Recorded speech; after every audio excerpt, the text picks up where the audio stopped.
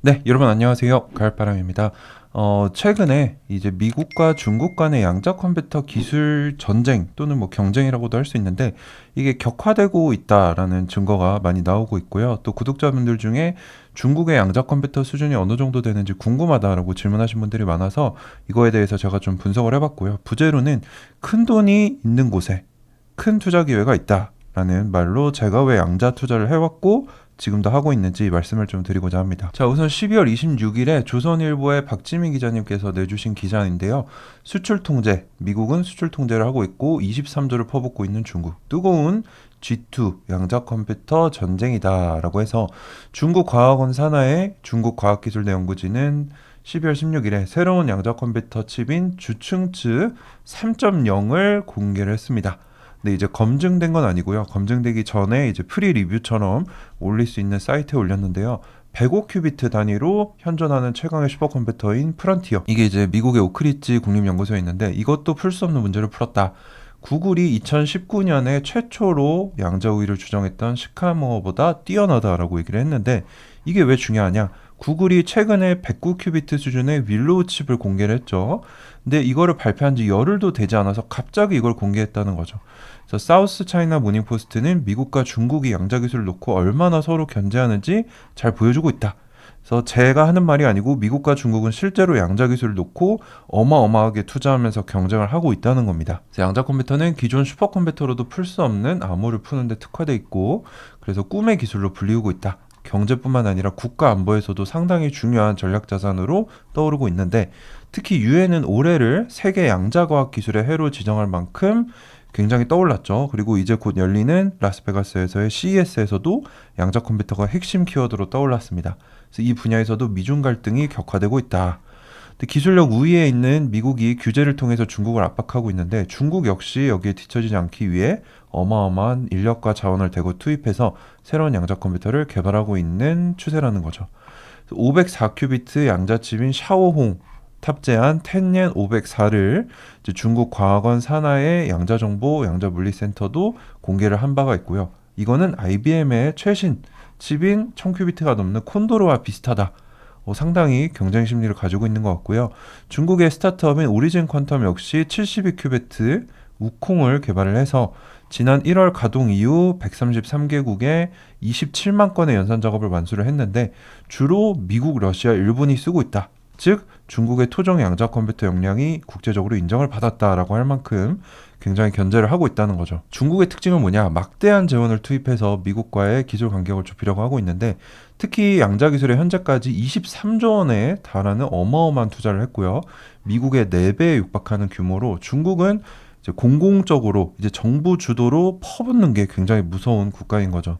그래서 국가과학원, 중국과기대 등이 양자 관련 연구소를 대거 설립했고 허페이성에도 어마어마한 규모의 양자 허브를 구축한 바 있습니다. 근데 미국은 여기에 대해서 중국의 양자 컴퓨터 개발이 심각한 안보 위험이다라고 보고 각종 규제에 나서고 있는데 고성능 양자 컴퓨터가 나오면 기존 군사정보 체계나 암호 체계가 무력화될 수가 있기 때문이다. 그래서 미국 산업안보국은 지난 5월 중국의 양자 연구기관 22곳에 대해 수출 통제를 했죠. 그래서 미국산 뭐 반도체나 이런 것들 부품 가져오려면 허가를 받아야 되는데 허가를 안 해주겠죠. 그래서 미국 재무부도 지난 10월에 양자 컴퓨터 기술 관련으로 중국에 투자하지 말아라라고까지 직접적으로 제안을 하면서 신경전을 벌이고 있습니다. 그래서 미국은 민간 섹터가 세죠. IBM, 구글 등 테크 기업들을 통해 양자 분야에서 압도적인 우위를 구출하고 있는데 구글이 지난달에 발표한 윌로는 양자 컴퓨터의 가장 큰 약점으로 지적받은 연산 오류를 획기적으로 줄일 방법을 도입을 했다. 그래서 큐비트가 늘어날수록 오류를 원래 훨씬 늘어나는데 이걸 줄일 수 있는 아키텍처를 개발을 했고요. 그래서 양자 컴퓨터 상용화를 향해 한 걸음 더 다가갔다라는 의의를 갖고 있습니다. 또 IBM 같은 경우는 이제 모듈식으로 가죠. 이제 헤론이라는 이제 133으로 나왔는데 지금 155였던 걸로 기억이 나요. 큐비트가 기존 모델에 112시간 걸리던 거를 2.2시간으로 줄여서 50배나 빠른 성능을 가지게 됐다라고 자랑을 하기도 했습니다. 미국의 양자 연구 개발 투자는 중국보다는 적은 상황이다. 그래서 그래서 미국은 상호 보완적인 국가들과 협력을 강화해서 중국과의 양자기술 전쟁에서 승리해야 한다라고 미국 정보혁신재단은 말한 바가 있습니다. 자, 그리고 중국에 또 뉴스가 나온 게 있는데 뉴스원의 정은지 기자님이 1월 2일에 내주신 기사예요. 그래서 중국이 60개 이상의 대학에서 양자컴퓨터 인재 양성을 준비하고 있다라는, 이 양자컴퓨터 기술이라는 거는 사실 돈이 많이 들어간다고 되는 게 아니라 그거에 기반되는 이 기초 과학 기술들이 발달이 돼 있어야 되고 인재가 많아야 되는데 인재가 많이 부족하죠. 그래서 이런 노력들이 중국이 얼마나 양자 기술에 힘을 쓰고 있는지 볼 수 있습니다. 약 60개 대학교에서 양자 컴퓨터 인재 양성을 위한 방안을 마련을 했는데 자체 양자 컴퓨팅 교육 방안까지 마련을 하고 있다. 그래서 허페이에서 양자 컴퓨터 산학연 인재 심포지엄을 개최할 예정이고 주요 대학들 그리고 양자 컴퓨터 연구개발팀도 참석을 할 예정이다. 중국 교육부는 2020년 처음으로 양자정보과학 전공 개설을 승인했는데 이후 13개 대학에서도 입학생을 모집하고 있다. 특히 튜링상이라는 이 노벨상에 버금가는 컴퓨터 분야의 저명한 상이죠. 이거의 수상자인 야오치즈를 주임 교수로 하는 양자정보과학 수업을 칭화대에 개설하기도 했고, 그래서 현재 중국 내 양자 컴퓨터 전문가는 약 1000명 수준인데 아직 부족하다. 그래서 더 키워야 된다. 그래서 미국을 제치고 싶다라는 우회적인 의미도 담고 있습니다. 자, 그래서 중국의 특징 같은 경우는 양자굴기를 선언을 해서 양자통신 분야에서 압도적인 우위를 보이고 있습니다. 그래서 양자 컴퓨터, 양자 센싱 분야에서도 미국을 빠르게 추격하고 있는데 2017년에 세계 최초 양자통신 위성인 묵자오를 발사하기도 했고요. 이를 통해 북경과 비엔나 간 7,600km의 양자 전송에 성공을 했다.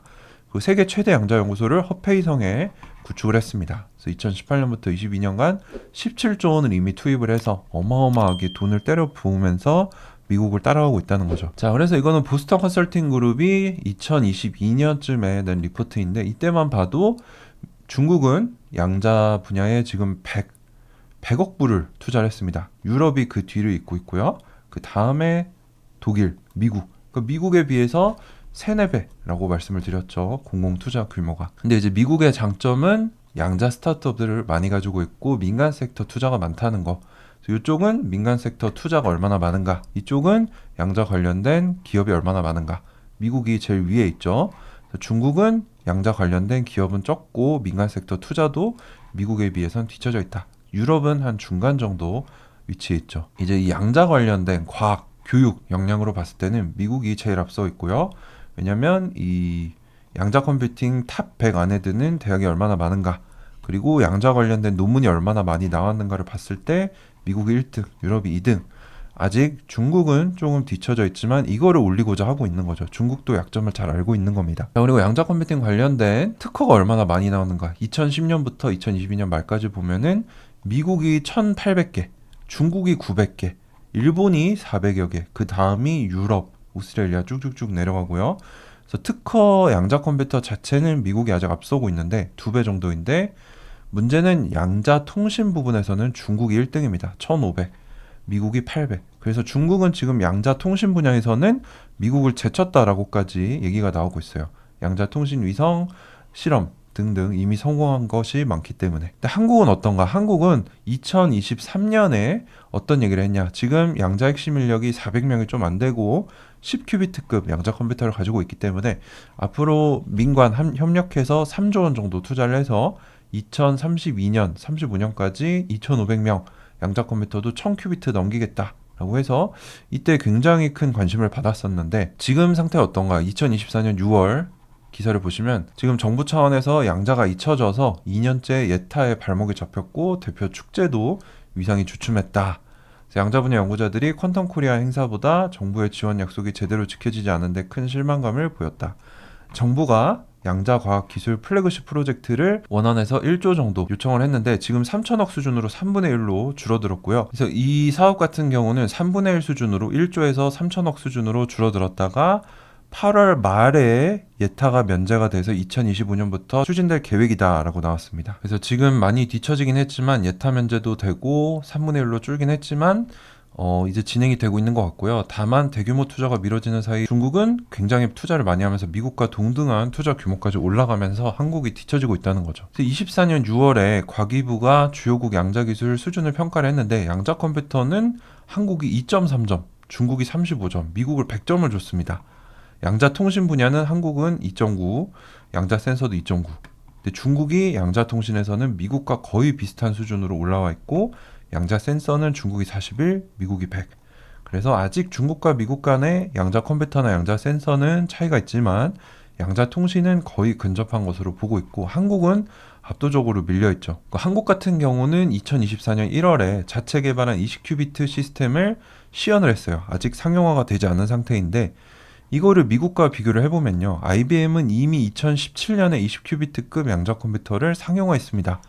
그래서 7년 정도 차이가 나죠. 근데 최신 기술, 이 최첨단 기술에서 7년 이상 뒤처져 있는 거는 심각한 후발주자이기 때문에 지금 우리나라 양자 기술은 굉장히 많은 관심과 집중이 필요하다는 것을 우리가 알 수 있습니다. 매우 미흡한 실정이다. 자, 그래서 오늘 했던 얘기들을 좀 정리를 해보면 미국과 중국 최선도국 두 개의 지금 치열한 양자 컴퓨팅 기술 전쟁을 하고 있는데 미국은 민간 섹터나 인력 규모에서 앞서고 있지만 중국은 공공 분야에서 투자가 어마어마하다. 미국의 3~4배다. 미중 양자 기술 패권 전쟁이 제가 양자 컴퓨터에 집중 투자한 핵심 이유 중 하나죠.